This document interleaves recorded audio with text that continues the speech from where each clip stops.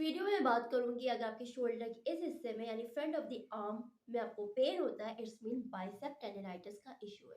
Bicep tendon एक तरह का टेंडन है जो आपकी बोन को मसल से अटैच करता है। जब उस टेंडन में इन्फ्लेमेशन होती है या फिर सूजन होती है उसको हम कहते हैं टेंडनाइटिस।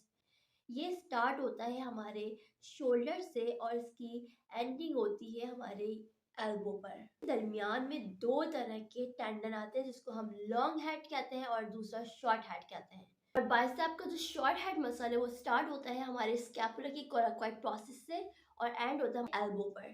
इस फ्रंट ऑफ द शोल्डर की पेन की जो वजह बनती है वो रेपिटेटिव मूवमेंट होती है।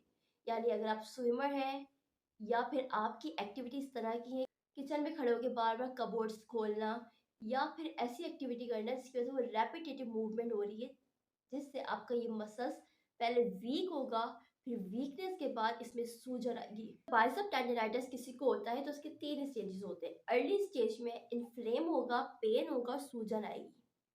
सेकेंड स्टेज में जो टेंडन जो शीट है उसकी कवरिंग में थिकनेस आ जाएगी। जो थर्ड एंड लेट स्टेज होगा वो रेड और डार्क हो जाएगा इन्फ्लेमेशन की वजह से, जिससे या तो पार्शियल टियर होगा या तो कंप्लीट टियर होगा। कंप्लीट टियर हो जाएगा तो वहां पे पोपाई बल्ज बन जाएगा। इसकी एग्जामिनेशन के लिए एमआरआई करवाया जाता है और कुछ फिजिकल एग्जामिनेशन की जाती है क्लिनिकल बेस पे, जिससे पेशेंट से कहा जाता है कि अपने हाथ को हवा में उठाए रखें। वो तकरीबन 2 से 5 मिनट तक हवा में उठाएगा तो उसको दर्द आना शुरू हो जाएगा, उससे पहले ही उसे दर्द आना शुरू हो जाएगा। तो इट्स मीन कि बाइसेप टेंडनाइटिस का टेस्ट पॉजिटिव है। स्टार्टिंग में आपने सूजन को कम करने के लिए आइस पैक का इस्तेमाल करना है। दिन में आप 3 से 4 दफा करें 10 से 15 मिनट के लिए।